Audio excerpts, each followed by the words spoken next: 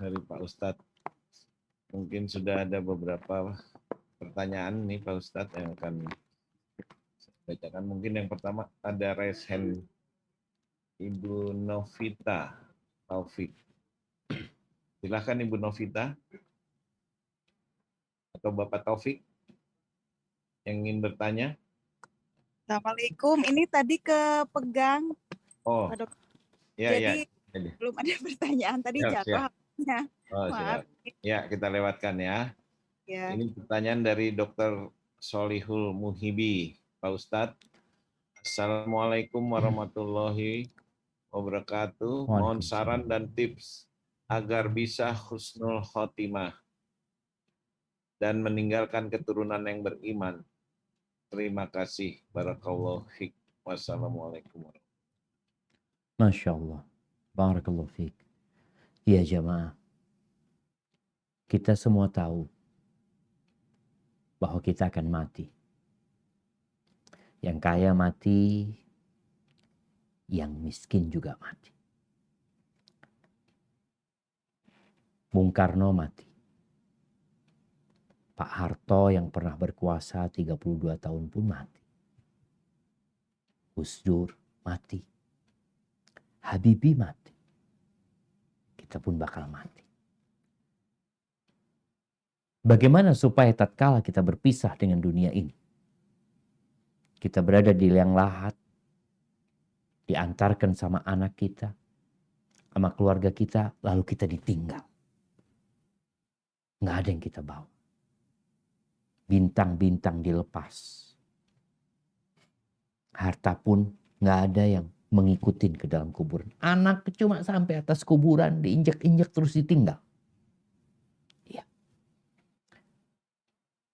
Bagaimana supaya kita husnul khatimah di dalam kuburan sana, diluaskan kuburan kita lebih indah daripada dunia kita. Yang pertama berdoa. Minta sama Allah.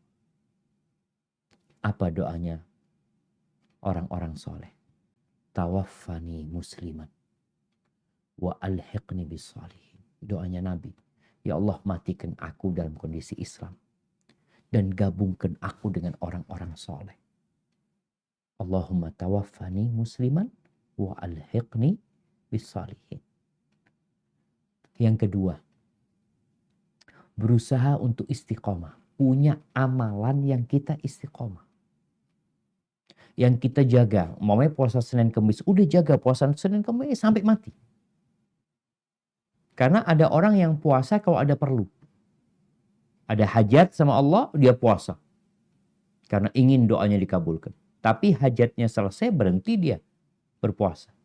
Tapi usahakan kita punya amalan yang istiqomah. Jaga. Wa'bud rabbaka hatta ya'tiyakal yaqin. Beribadahlah kepada Allah sampai datang keyakinan itu. Usahakan. Yang ketiga, hendaklah memiliki amalan yang tersembunyi. Sebagaimana nasihat para sahabat. Liyakun li ahadikum khib'un min amalin salih. Hendaklah setiap orang tuh punya amalan yang tersembunyi. Istrinya nggak tahu, anaknya nggak tahu, nggak ada manusia yang tahu. Cuma antara dia sama Allah. Usahakan kita punya itu. Yang ini membuktikan kalau kita benar imannya. Bukan cuma di hadapan orang kita soleh. Tapi kita memang berusaha untuk soleh di hadapan Allah. Kemudian yang 4, berbaik sangka sama Allah. Ini tema kita juga hari ini. Orang ketika hendak meninggal dunia, hendaklah dia berbaik sangka sama Allah. Dia tahu dia punya dosa, tapi dia tahu Allah Maha Pengampun, Maha Pengasih. Dia berusaha untuk jadi lebih baik. Jadi hati kita dijaga. Karena jangan sampai kita ternyata selama ini pura-pura baik saja. Adapun bagaimana kita tatkala meninggal dunia, kita meninggalkan anak-anak yang terus mendoakan orang tuanya. Yang terus amalannya itu nyambung sama orang tuanya.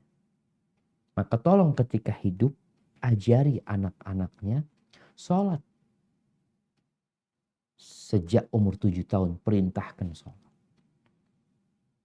Terus dijaga sholatnya. Sehingga orang tuanya meninggal dunia, anaknya sholat, orang tua dapat pahalanya. Anak-anak kita nggak semuanya harus jadi ustadz. Enggak. Tapi anak-anak kita semuanya harus belajar. Belajar apa? Belajar Islam. Kalau ada wajib belajar sampai SMA, SMP kelas 3, wajib belajar 9 tahun ya. Kita harus wajibkan anak kita belajar agama. Wajib. Talabul ilmi faridatun ala kulli muslim. Menuntut ilmu agama itu wajib buat setiap muslim. Yang dia perlukan buat kehidupan ini. Ajarkan kepada anak kita tentang rukun Islam, tentang rukun iman, tentang ihsan. Apa yang dia perlukan. Sehingga tatkala dia mau jadi dokter, dia mau jadi tentara, kita sudah siapkan basicnya. Kemudian carikan kawan-kawan yang baik buat anak kita. Sehingga dia tidak jadi buruk karena kawannya.